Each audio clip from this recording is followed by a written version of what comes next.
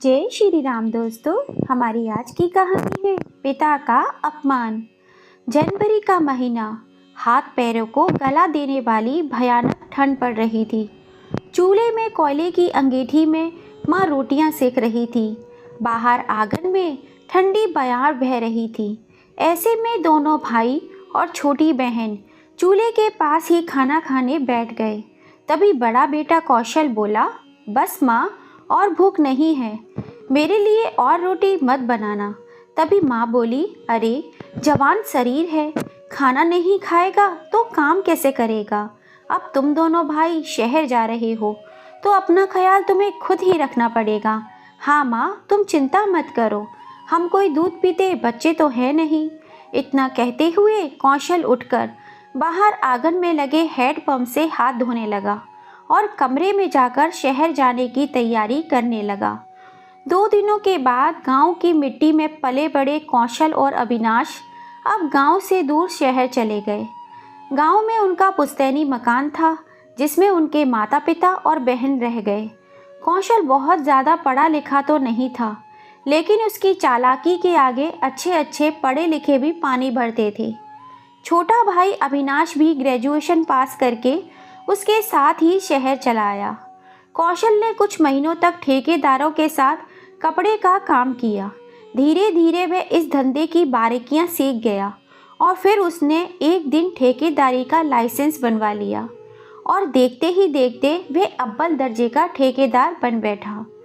कौशल को कपड़ा मार्केट में बड़े बड़े ठेके मिलने लगे और उसकी पहुंच शहर के बड़े बड़े लोगों तक हो गई। उधर अविनाश भी कहाँ कम था, पढ़ाई में तो शुरू से ही होशियार था। शहर आकर उसने ट्यूशन पढ़ाने का काम शुरू कर दिया और धीरे धीरे उसे ऐसी सफलता मिलने लगी कि उसने अपना एक इंस्टीट्यूट खोल दिया जिसमें वह अच्छा कमाने लगा था। अब दोनों बेटे गांव में अपने माँ बाप के पास थोड़ा बहुत रुपया पैसा भेज दिया करते थे। अपने दोनों बेटों को अपने पैरों पर खड़ा देख बनवारी जी का सीना गर्व से चौड़ा हो जाता था। अब उन्होंने बड़े चाप से अपने बड़े बेटे के लिए रिश्ता ढूंढना शुरू कर दिया।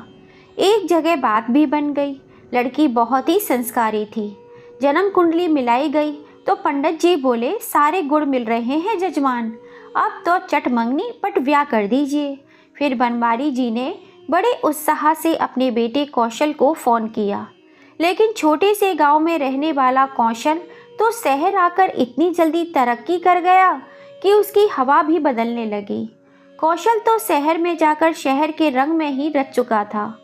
गांव की रिश्तेदारी तो उसे अपने स्तर से छोटी लगने लगी थी और अपने यार दोस्तों में भी उसने अपने आप को पैदाइशी अमीर ही बताया था।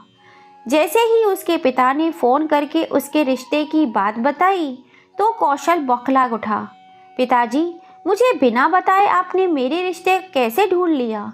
मेरी एक बात ध्यान से सुन लीजिए, मैं किसी गांव की लड़की से शादी बिल्कुल भी नहीं करूंगा। ऐसा कहकर कौशल ने फ़ोन कट कर दिया। बेटे द्वारा कही गई बातों पर बनवारी जी को बिल्कुल भी यकीन नहीं हो पा रहा था। यही बातें सुनते ही उन्होंने अपना माथा पकड़ लिया। परिवार में किसी की समझ में नहीं आ रहा था कि आखिर कौशल की बुद्धि इतनी भ्रष्ट कैसे हो गई। क्या उसे अपने माँ बाप की इज्जत की कोई परवाह नहीं है? जैसे तैसे 2-3 दिन बीते, लेकिन माँ बाप के दिल में चैन नहीं था।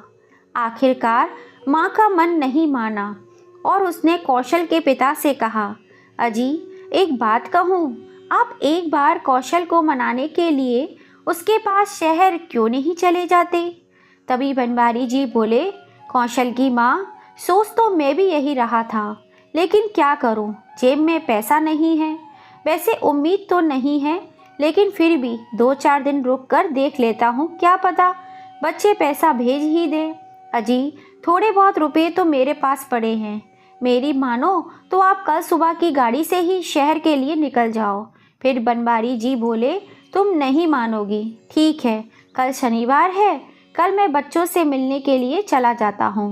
ब्रह्म मुहूर्त में उठकर बनवारी जी ने स्नान किया और सुबह की बस से कौशल से मिलने शहर चले गए। उधर कौशल ने अपने यार दोस्तों को बताया हुआ था कि वह तो बड़े धनवान परिवार से है और उनके घर में बहुत से नौकर चाकर काम करते हैं। अपने छोटे भाई अविनाश को भी उसने यही समझाया हुआ था कि कोई पूछे तो ऐसा ही कुछ बताया करो, लेकिन कौशल नहीं जानता था कि जब इंसान की पोल खुलती है तो लोगों का विश्वास उठने में जरा भी देर नहीं लगती। कौशल ने जो पता बताया हुआ था उसी पते को पूछते पूछते बनवारी जी उसके दफ्तर पहुंच गए। बाहर बैठे चौकीदार से जब बनवारी जी ने पूछा कि क्या कौशल यहीं रहता है, तो गार्ड ने पूछा आप कौन हैं और साहब को कैसे जानते हैं। तो बनवारी जी बोले मैं उसका पिता हूँ, लेकिन वे कहीं दिखाई नहीं दे रहा। तो उसकी बात सुनकर गार्ड ने उन्हें गौर से देखा, लेकिन उसे यकीन नहीं हो रहा था कि यह साहब के पिता हैं, और फिर बोला कि साहब कहीं मीटिंग में गए हैं, मैं अभी उन्हें फ़ोन करके आपके आने की बात बता देता हूँ। फिर बनवारी जी ने उससे पूछा कि अविनाश तो होगा घर पर, तो उसे बुला दो। तो उनकी बात सुनकर चौकीदार बोला अरे बाबूजी, यह उनका घर नहीं है, यह दफ्तर है। साहब तो अपने छोटे भाई के साथ पीछे की बिल्डिंग में रहते हैं, चलो मैं आपको छोड़ देता हूँ। ऐसा कहते हुए गार्ड ने बनवारी जी का हाथ से उनका बैग लिया और उनके साथ बिल्डिंग की ओर चल पड़ा। थोड़ी ही देर में वे दोनों उनके फ्लैट के बाहर पहुंच गए। गार्ड ने घंटी बजाई तो अविनाश निकल कर आया। अचानक अपने पिता को दरवाजे पर देखकर वह बहुत ज्यादा खुश हो गया। उसने पिता के पैर छुए और गार्ड से बैग लेकर अंदर चलने को कहा। फ्लैट के अंदर पहुंचते ही बनवारी जी की आंखें चुंधिया सी गईं, क्योंकि उन्होंने इतना आलीशान घर कभी अपने जीवन में पहली बार ही देखा था। अविनाश ने पिताजी को बिठाकर चाय पानी दिया और उनसे आने का कारण पूछा, तो बनवारी जी ने उसे सारी बात बताई, लेकिन अविनाश अपने बड़े भाई के मामले में कुछ नहीं कर सकता था। फिर बोला पिताजी आप अभी आराम करो। बनवारी जी घर की हर एक चीज को बड़े ही गौर से देखने लगे और फिर अलग अलग चीजों को उठाकर पूछते हैं कि यह तो बड़ा ही महंगा होगा ना बेटा। तो फिर अविनाश हंसते हुए कहने लगा पिताजी नहीं, कुछ खास महंगा नहीं है। रात के 8 बज चुके थे। बनवारी जी ने अविनाश से पूछा कि कौशल अभी तक आया क्यों नहीं। तो अविनाश ने बताया एजेंट का काम होता है, इसलिए अक्सर देरी से ही आते हैं। ऐसा कहते हुए वे रात के भोजन की तैयारी में लग गया। तो फिर बनवारी जी ने अपने बैग में से माँ के हाथ के बने पकवान अविनाश को दिए और कहा तेरी माँ ने ये देसी घी की पिन्नियाँ बना कर दी हैं, तुम दोनों को बहुत पसंद है ना। तो अविनाश बड़े अनमने ढंग से थैला पकड़ते हुए कहने लगा क्या पिताजी, आप भी खामाखा गांव से इतना बोझ ढोकर ले आए, अब हम लोग ये चीजें नहीं खाते हैं। अविनाश की बात सुनकर पिता का चेहरा फीका पड़ गया। उसकी बातों से ऐसा लग रहा था जैसे बेटों का गांव से अब नाता ही बिल्कुल टूट गया हो।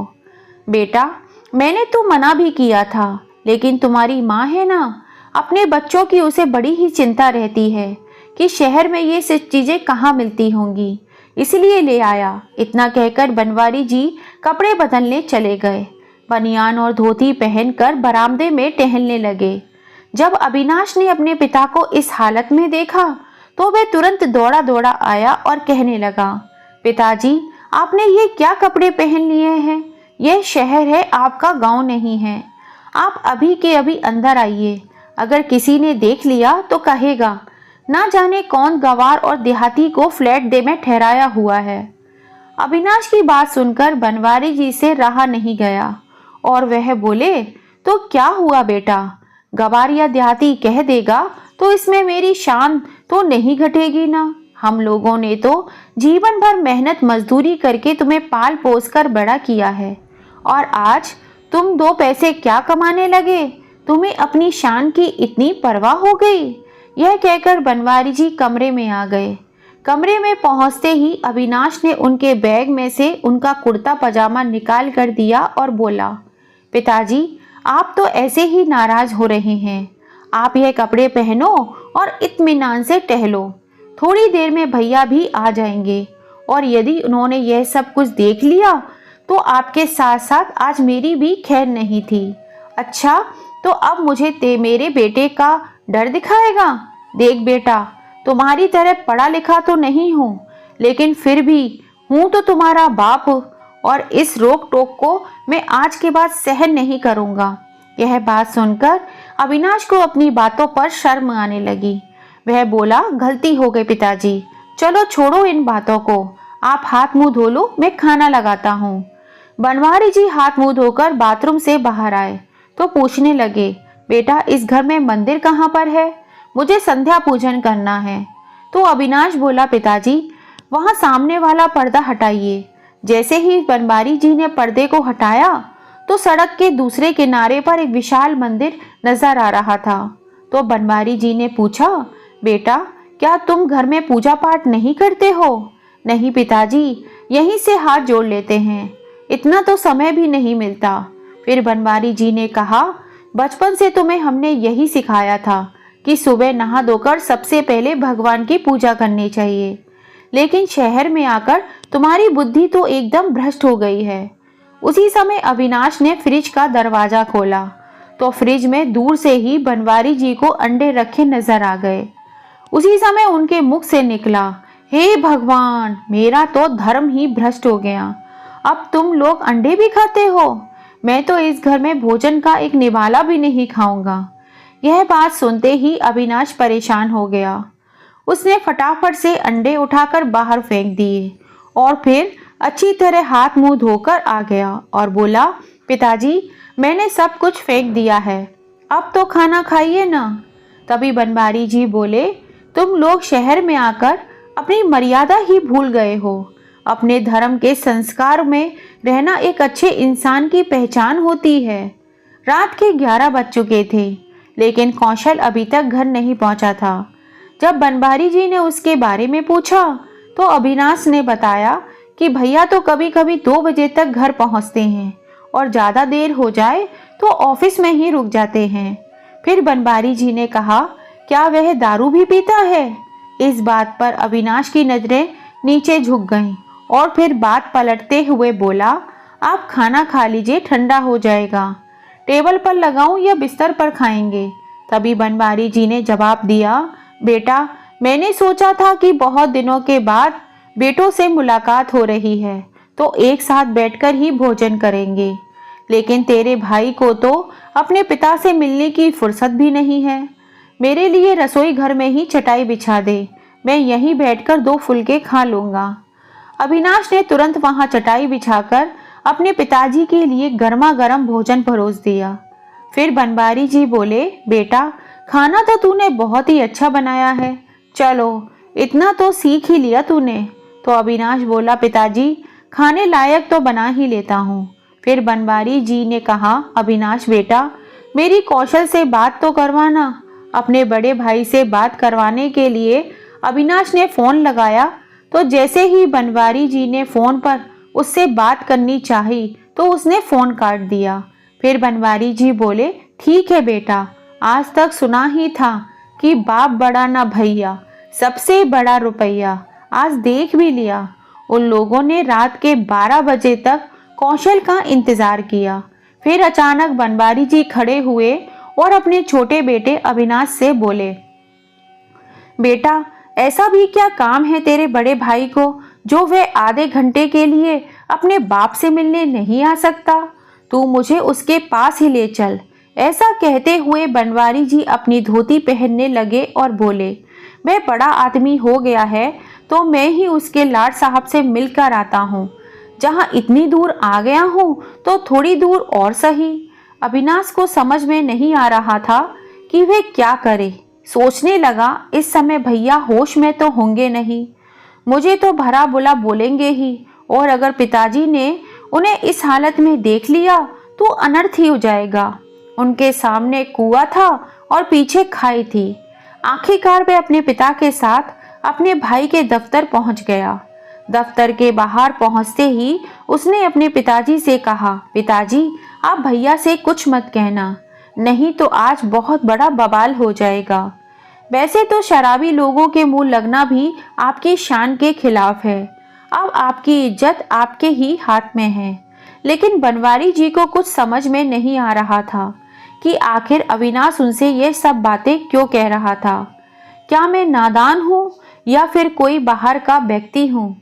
ऐसा सोचते हुए बनवारी जी ने दरवाजा खटखटाया। अंदर से कौशल ने दरवाजा खोला और अपने पिता बनवारी जी को देखते ही गुस्से में चिल्लाया, कौन है आप? इस समय मेरे दफ्तर के बाहर क्या कर रहे हैं? तभी अविनाश बोला, अरे भैया, आप ये क्या कह रहे हैं? पिताजी गांव से आपको मिलने के लिए ही तो आए हैं।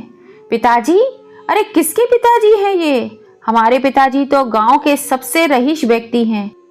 यह गवार मेरा पिता नहीं है। मुझे तो लगता है शराब मैंने पी है और नशा तुझे हो गया है। कौशल को ऐसी स्थिति में देखकर बनवारी जी का गुस्सा साथ में आसमान पर चढ़ गया।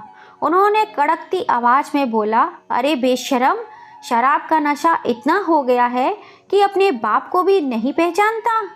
उनकी जोरदार आवाज़ सुनकर अंदर से दो और नौजवान बाहर दरवाजे पर आ गए और अविनाश से पूछने लगे, कौन है ये बुढ़ा गवार और रात में ठेकेदार साहब को परेशान क्यों कर रहा है? उनकी यह बात सुनकर बनवारी जी को और गुस्सा आ गया और वह बोले, क्या तुम्हारे माँ बाप ने अपने बड़ों से बात करने की तमीज़ नहीं सिखाई? अपने पिता तुल्य इंसान से ऐसी अभद्र भाषा से बात करते हो? पर तुमसे क्या शिकायत, जब अपना ही सिक्का खोटा हो तो दूसरों से क्या कहना। दरअसल कौशल के यार दोस्तों को तो यही मालूम था कि उसके घर वाले बहुत ही रईस हैं, इसलिए उन्होंने सोचा यह शायद कौशल के नीचे काम करने वाला कोई मजदूर होगा। उन्होंने कौशल से कहा, सर, इस मजदूर का जो भी हिसाब किताब है करके इसे चलता करो, हमारा मजाक किरकिरा हो रहा है। फिर कौशल ने कहा, अरे तुम्हें तो पता है यह लोग काम धाम तो करते नहीं हैं और पैसे मांगने आ जाते हैं, निकल जाओ यहाँ से। यह सुनकर बनवारी जी गुस्से से आग बबूला हो गए और बोले, नालायक, बेशर्मी की भी हद होती है। 4 पैसे क्या आ गए तेरे पास, अपनी औकात ही भूल गया। इतना सुनने की देर थी कि कौशल गुस्से में तमतमा हुआ अंदर गया और 1-1 लाख रुपए की 2 गड्डियां लेकर अविनाश के हाथ में थमाते हुए कहा, यह लो और दफा कर दो इन्हें मेरे सामने से। ऐसा कहकर जैसे ही दरवाज़ा बंद करने लगा तो बनवारी जी ने उसका गिरेबान पकड़ लिया और बोले, लालत है तेरे जैसे इन नोटों पर, तू बड़ा आदमी तो बन गया, लेकिन एक बात कान खोल कर सुन ले, आज से ना तू मेरा बेटा है और ना ही मैं तेरा पिता हूँ। ऐसा कहते हुए उन्होंने अविनाश के हाथ से वो नोटों की गड्डियाँ छीनी और कौशल के चेहरे पर दे मारी और सीधा फ्लैट की ओर निकल गए। अविनाश भी पीछे पीछे चल दिया। घर जाते ही अपना सामान पैक करते हुए बोले, बस अविनाश बेटा, अब मैं इस नर्क में एक पल भी नहीं रहूँगा। फिर अविनाश बोला, पिताजी, इसलिए मैंने आपको वहाँ जाने से मना किया था। उनकी ऊंची सोसाइटी के लोगों में उठना बैठना है और पैसा अच्छे अच्छों को बदल कर रख देता है। लेकिन पिताजी, आप इस समय घर छोड़कर मत जाइए, सुबह होते ही मैं आपको बस में बिठा दूंगा। बनवारी जी को खुद पर ही बहुत ज़्यादा गुस्सा आ रहा था कि आखिर मैं यहाँ आया ही क्यों और अब जाकर अपनी पत्नी को क्या जवाब दूंगा। यह सोचकर बनवारी जी फूट फूट कर रोने लगे। फिर अपने पिता को सहारा देते हुए अविनाश ने कहा, पिताजी, शराब पीकर आदमी विवेक खो देता है, देखना भैया को अपनी गलती का एहसास ज़रूर होगा। फिर बनवारी जी बोले, आज से मेरा और उसका नाता खत्म हो गया है। तेरे कहने पर मैं रात में यहाँ रुक गया हूँ, लेकिन सुबह होते ही मुझे 6 बजे की बस में बिठा देना। अविनाश ने सोचा, चलो पिताजी अभी तो मान गए हैं, सुबह तक क्या पता उनका गुस्सा कुछ कम हो जाए। इसके थोड़ी देर बाद वे दोनों सो गए। रात भर बनवारी जी करवट ही बदल रहे थे। सुबह 5 बजे बेल बजी तो अविनाश की नींद खुली। उसने गेट खोला तो कौशल दरवाजे पर खड़ा था। दोनों भाई अंदर आ गए। बनवारी जी की नींद तो पहले से ही खुली हुई थी। वह नहा धोकर अपने गांव जाने की तैयारी कर रहे थे। भाई, पिताजी कहाँ हैं? कौशल ने अविनाश से पूछा तो उसने कहा, भैया आपने जैसा रूप कल उन्हें दिखाया है, आपको क्या लगता है कि अब वे यहाँ रुकने वाले हैं? वह अपने गांव जाने की तैयारी में लगे हुए हैं। तब कौशल ने कहा, अविनाश कल शराब के नशे में पिताजी को ना जाने क्या क्या कह दिया। मुझे ऐसा नहीं करना चाहिए था। अब मेरी समझ में नहीं आ रहा कि मैं पिताजी से किस मुंह से बात करूं। फिर अविनाश ने कहा, जब आपको मालूम पड़ गया था कि पिताजी आए हुए हैं तो कल इतनी शराब पीने की क्या ज़रूरत थी? पिताजी पहली बार यहाँ आए थे और आपने उन्हें इतना अपमानित कर दिया। फिर कौशल बोला, मुझे पूरी तरह से याद तो नहीं है कि मैंने क्या किया है, क्योंकि मुझे तो होश ही नहीं था।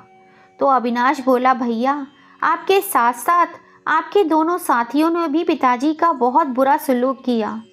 मुझे तो आपकी आदतों का पता है, लेकिन पिताजी को यह सब मालूम नहीं था।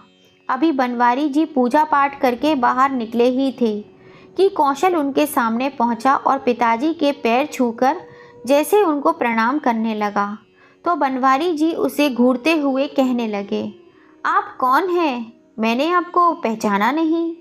यह सुनकर कौशल का चेहरा शर्म से लाल हो गया।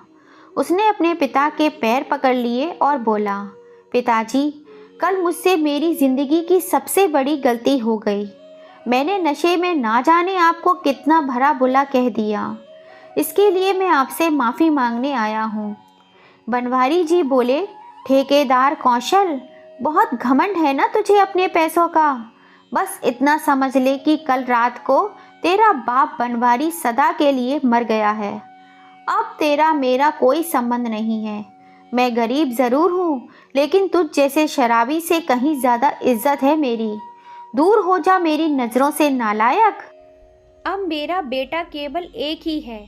ऐसे नालायक बेटे का होना या ना होना एक समान है। बनवारी जी की ऐसी कठोर ज़रूर थी बातें, लेकिन उनमें भी कौशल को अपनापन दिख रहा था। वह पिता के पैरों में गिरते हुए बोला, पिताजी आपने इस नालायक बेटे को सुधरने का केवल एक आखिरी मौका दे दीजिए। अगर दोबारा मुझसे ऐसी गलती हुई तो आपका जूता और मेरा सर होगा। अविनाश इस बात का गवाह है।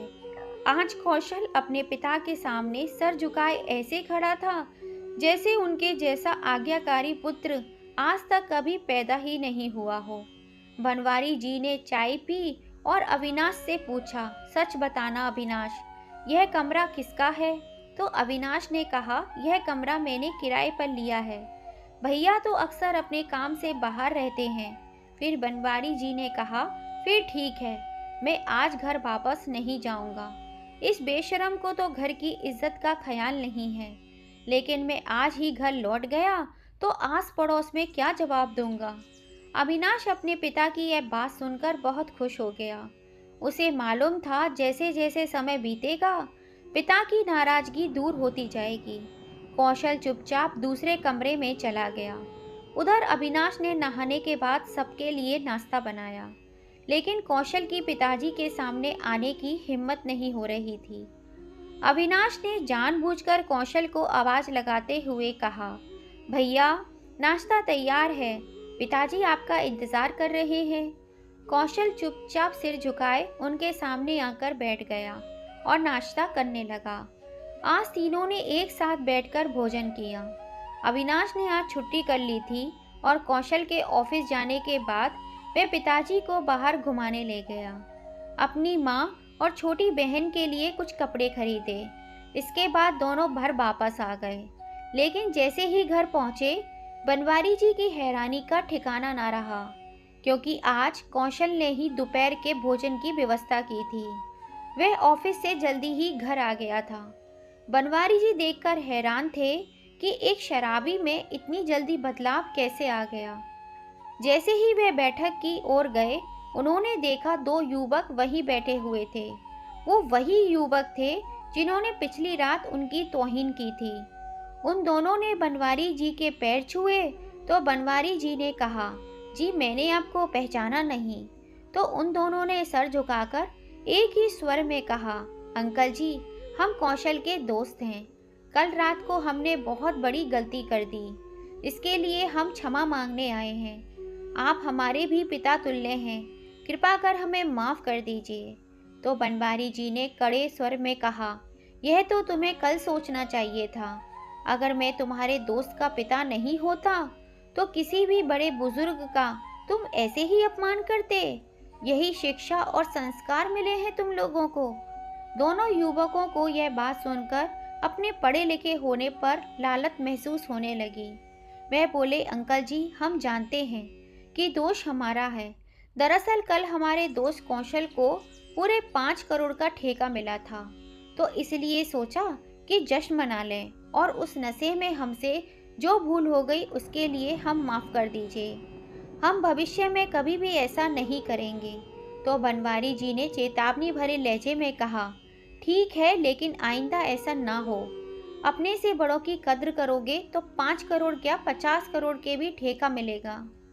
लेकिन अगर पैसे के घमंड में बड़ों का अपमान करोगे तो हमने बड़े बड़ों को भीख मांगते हुए भी देखा है। जैसे भी वे दोनों जाने लगे तो बनवारी जी बोले, मेरी बात का बुरा मत मानना, तुम दोनों अच्छे घर के लगते हो।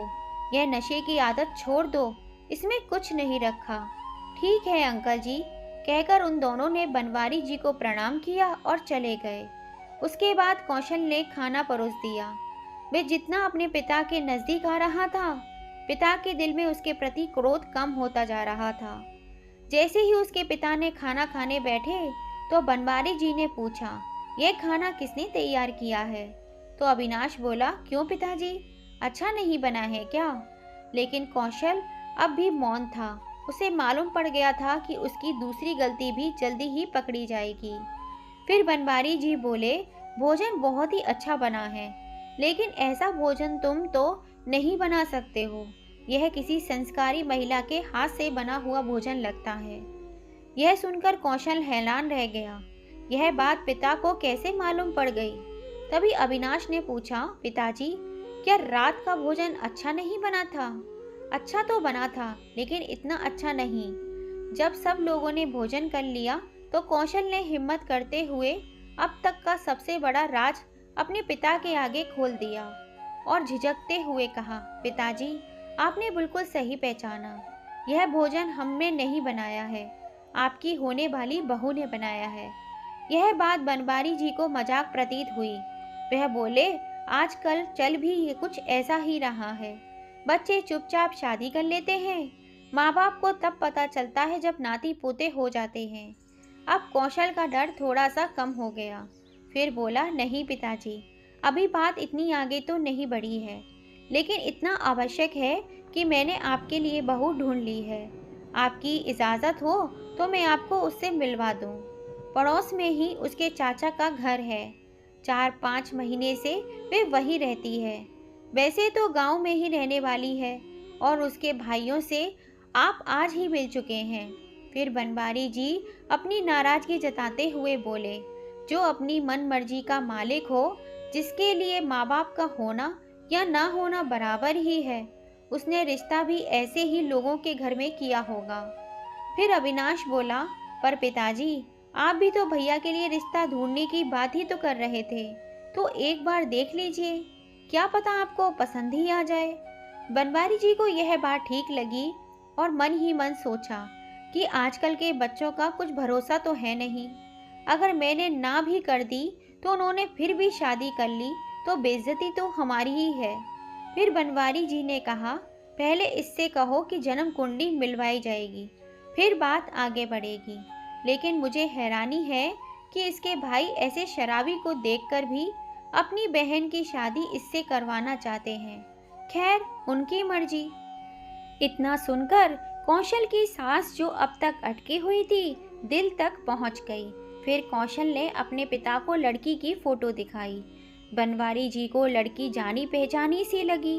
जब उन्होंने लड़की के बारे में सारी जानकारी पूछी तो बनवारी जी की खुशी का ठिकाना ना रहा, क्योंकि संयोग से इसी लड़की के रिश्ते की बात वह कौशल के लिए कर रहे थे।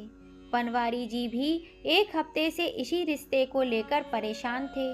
घर का तनावपूर्ण माहौल अचानक से हंसी खुशी के माहौल में परिवर्तित हो गया। बेटे को बिना कुछ बताए आगे की बात अब मैं खुद ही संभाल लूंगा, ऐसा कहते हुए बनवारी जी दिल में ढेर सारी खुशी लिए गांव के लिए निकल गए। गांव पहुंचकर उन्होंने अपनी पत्नी को सारी बात बताई। फिर पंडित जी से अच्छा सा मुहूर्त निकाल कर अपने बेटे कौशल की शादी धूमधाम से गांव में ही कराई। शादी के बाद दोनों बेटे कुछ समय तो गांव में ही रहे, फिर बाद में शहर में ही आकर बस गए। अब वह दोनों हर महीने अपने माँ बाप के लिए अच्छे खासे पैसे भेजते हैं और समय समय पर मिलने भी आते हैं। तो दोस्तों, आपको ये कहानी कैसी लगी? बनवारी जी ने जब उस लड़की की फोटो देखी और यह बात अपने बेटे को नहीं बताई, तो क्या उन्होंने सही किया या गलत? या अपने बेटे को जो सबक सिखाने के लिए रास्ता अपनाया वो सही था या गलत? अपनी राय हमें कमेंट करके ज़रूर बताइएगा। कहानी पसंद आई हो तो प्लीज़ ज़्यादा से ज़्यादा अपने फैमिली फ्रेंड में शेयर कीजिएगा, लाइक कीजिएगा, सब्सक्राइब कीजिएगा। जय श्री राम दोस्तों।